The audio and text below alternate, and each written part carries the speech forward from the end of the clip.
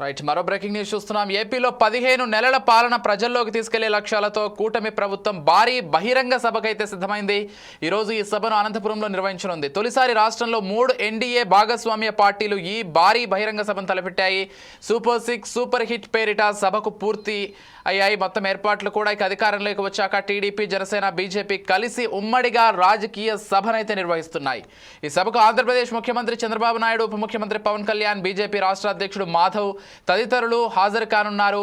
ఈరోజు మధ్యాహ్నం 3 గంటలకు ప్రారంభమయ్యే సభకు రాష్ట్ర వ్యాప్తంగా వివిధ ప్రాంతాల నుండి 3.5 లక్షల మంది హాజరయ్యేలా ఏర్పాట్లు పూర్తి చేశారు.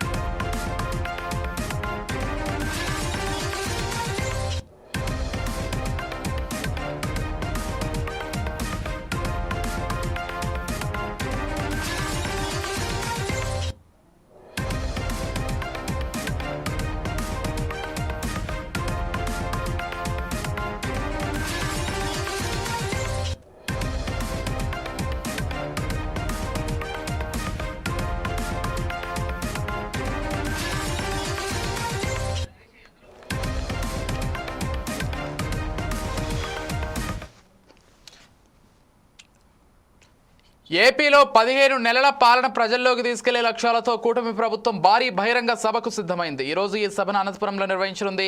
తొలిసారి రాష్ట్రంలో 3 ఎన్డీఏ భాగస్వామ్య పార్టీలు ఈ భారీ బహిరంగ సభను తలపెట్టాయి. సూపర్ 6 సూపర్ హిట్ పేరిట సభకు ఏర్పాట్లు పూర్తయ్యాయి. అధికారంలోకి వచ్చాక టీడీపీ, జనసేన, బీజేపీ కలిసి ఉమ్మడిగా రాజకీయ సభలు నిర్వహిస్తున్నాయి. ఈ సభకు ఆంధ్రప్రదేశ్ ముఖ్యమంత్రి చంద్రబాబు నాయుడు, ఉప ముఖ్యమంత్రి పవన్ కళ్యాణ్, బీజేపీ రాష్ట్ర అధ్యక్షుడు మాధవ్ తదితరులు హాజరు కానున్నారు. ఈరోజు మధ్యాహ్నం 3 గంటలకు ప్రారంభమయ్యే సభకు రాష్ట్ర వ్యాప్తంగా వివిధ ప్రాంతాల నుండి 3.5 లక్షల మంది హాజరయ్యేట్లా ఏర్పాట్లు పూర్తి చేశారు.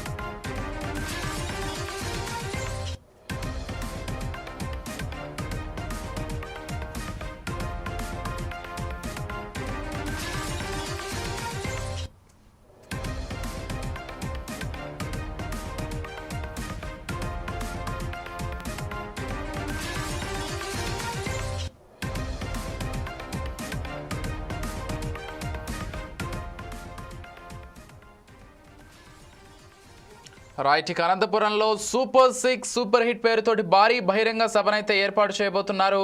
ఇక ఈ సభకు ముఖ్యమంత్రి చంద్రబాబు, ఉప ముఖ్యమంత్రి పవన్ కళ్యాణ్, అదేవిధంగా బీజేపీ రాష్ట్ర అధ్యక్షుడు మాధవ్ వీరంతా కూడా హాజరవుతున్నట్లుగా సమాచారం అందుతోంది. ఇక సభ ఏర్పాట్లకు సంబంధించి మరింత సమాచారం అందించడానికి మా ప్రతినిధి హేమంత్ ఫోన్ ద్వారా సిద్ధంగా ఉన్నారు. చెప్పండి హేమంత్.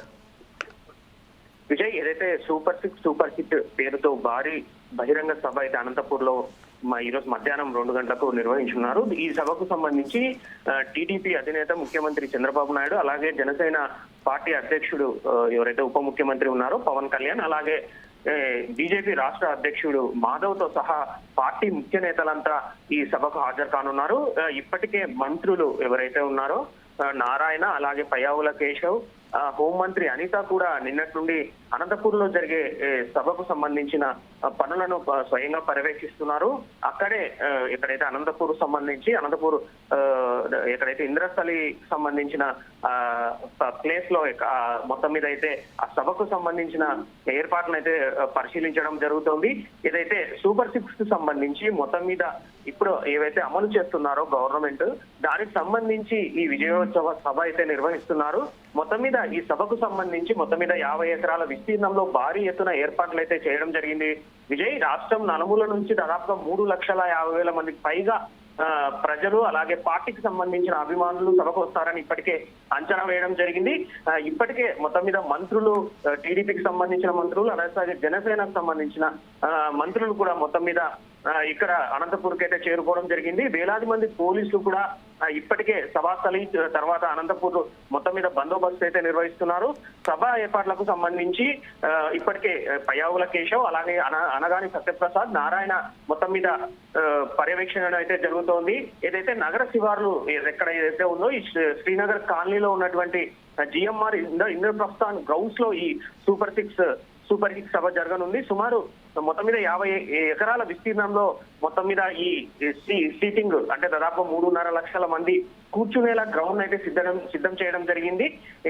కొంత ఎక్కడైతే ఈ హైవేకి సంబంధించి హైవే కూడా మొత్తం మీద ట్రాఫిక్ జామ్ కాకుండా మొత్తము ట్రాఫిక్ ఆంక్షలు అయితే ఏర్పాటు అయితే చేయడం జరిగింది. ఏదైతే సూపర్ 6 సభను రాయలసీమలో నిర్వహించడానికి టీడీపీకి కూటమి ప్రభుత్వానికి ఒక ప్రత్యేక కారణం అయితే కనపడుతోంది.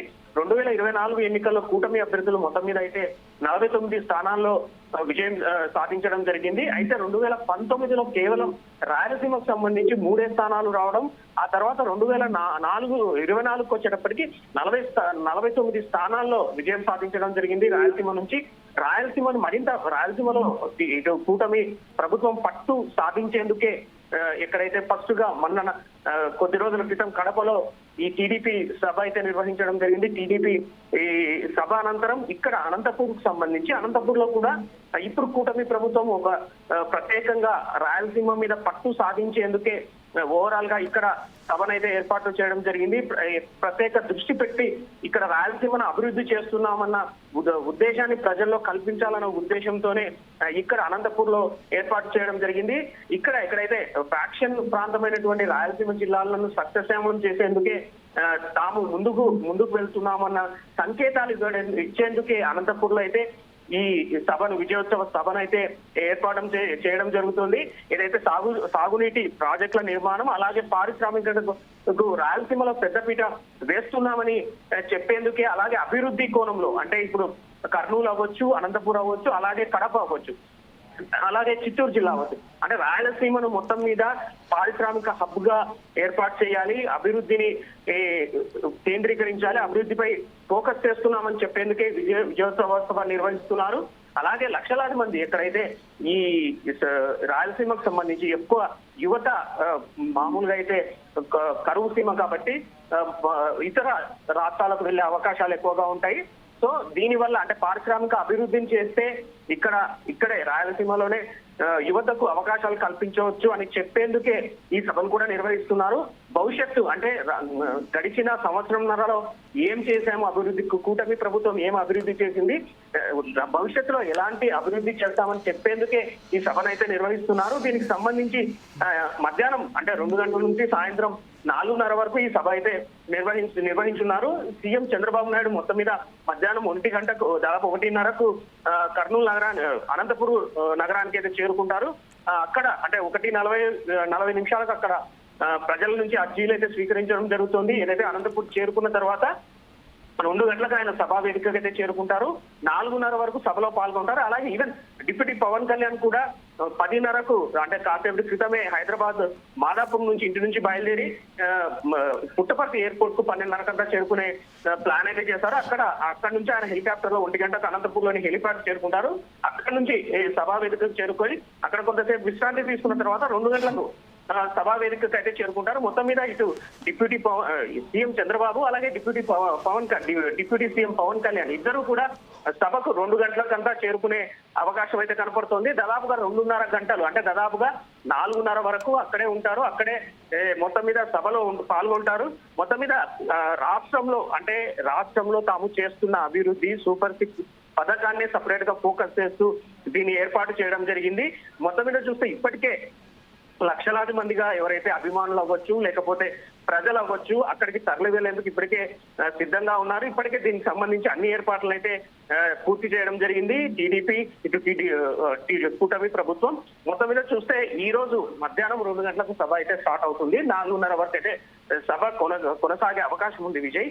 అలాగే దీనికి సంబంధించి ఏర్పాట్లను కూడా పూర్తిగా ఇప్పటికే చేయడం జరిగింది. పోలీస్ శాఖ కూడా ప్రత్యేకంగా ఏర్పాట్లను అయితే పూర్తి చేశారు. ఎక్కడైతే సూపర్ హిట్ కు సంబంధించి పోలీస్ శాఖ కట్టుదిట్టమైన ఏర్పాట్లు అయితే చేసింది. రాష్ట్ర డీజీపీ ఎవరున్నారో హరీష్ కుమార్ గుప్తా అనంతపురం నగరంలోనే ఉంటూ మొత్తం మీద పర్యవేక్షిస్తున్నారు. ఏదైతే ప్రభుత్వం ప్రతిష్టాత్మకంగా తీసుకోవడంతో అన్ని ఏర్పాట్లను అయితే పూర్తి చేసింది. పలు జిల్లాల నుంచి అంటే ఇప్పటికే ఎవరైతే పోలీస్ శాఖకు సంబంధించి పోలీస్ సిబ్బంది అలాగే మిగతా బందోబస్తును అయితే పర్యవేక్షించడం జరిగింది. దీనికి ప్రత్యేకంగా 28 మంది సీనియర్ ఐపీఎస్ అయితే ఏర్పాటు చేయడం జరిగింది. ఓవరాల్ గా డ్రోన్స్ కూడా అంటే దాదాపుగా విజయోత్సవ సభ సంబంధించి భద్రతా చర్యలు ఏవైతే భాగంగా 55 డ్రోన్లు 400 సీసీ కెమెరాలను అయితే వినియోగిస్తున్నారు. సభాస్థలి అలాగే హెలీప్యాడ్ ప్రముఖుల పర్యటన రహదారులు పార్కింగ్ స్థలాలు ఇలా పలు చోట్ల డ్రోన్లు అయితే ఎగరవేస్తున్నారు. ఆ డ్రోన్ల ఎగరవేయడంతో పాటు పర్యవేక్షణ కూడా చాలా పకడ్బందీగా అయితే చేస్తున్నారు. సభను పూర్తిగా కవర్ అయ్యేలాగా సీసీ కెమెరాలను అయితే ఏర్పాటు చేయడం జరిగింది. అలాగే ఇందుకు గాను అంటే టోటల్ ఈ సిస్టమ్ ని ఆపరేట్ చేయడానికి ఇప్పటికే ప్రత్యేకంగా కమాండ్ కంట్రోల్ రూమ్ అయితే ఏర్పాటు చేయడం జరిగింది. దీనికి మొత్తం మీద ఇన్ఛార్జ్ గా డిఐజీని అయితే ఏర్పాటు చేయడం జరిగింది. ఓవరాల్ గా చూస్తే అనంతపురం నగరం అంతా ఇప్పుడు పసుపుమయంగా మారిందనే చెప్పాలి. ఎక్కడైతే ప్రధాన కూడళ్ళు ఏవైతే ఉన్నాయో సప్తగిరి కూడలి నుంచి గడియార స్తంభం వరకు అలాగే సప్తగిరి కూడలి నుంచి జెడ్పీ సర్కిల్ ప్రభుత్వ ఆసుపత్రి అంబేద్కర్ ఉపరితల వంతెన ఇటు సైడ్ అంతా అంటే రామ్ నగర్ కూడలి ఇటువంటి భారీగా ఫ్లెక్సీలను అయితే ఏర్పాటు చేయడం జరిగింది. తొలిసారిగా అంటే ఎక్కడైతే ప్రభుత్వం ఏర్పడిన తర్వాత కూటమి ప్రభుత్వం ఏర్పడిన తర్వాత 3 పార్టీలు కలిపి రాయలసీమలో ఇక్కడ తొలిసారిగా సభను ఏర్పాటు చేయడంతో ఇది కొంత ప్రతిష్టాత్మకంగా తీసుకున్నాయి 3 పార్టీలు. ఈవెన్ ప్రభుత్వ పథకాలు ఏం చేస్తున్నాం ఎలా ముందుకెళ్తామని చెప్పడంతో పాటు ఓవరాల్ గా రానున్న 3.5 సంవత్సరాల్లో రాయలసీమపై పట్టు సాధించేందుకే మొత్తం మీద ఈ సభను నిర్వహించేందుకైతే ఏర్పాట్లు అయితే పూర్తయ్యాయి.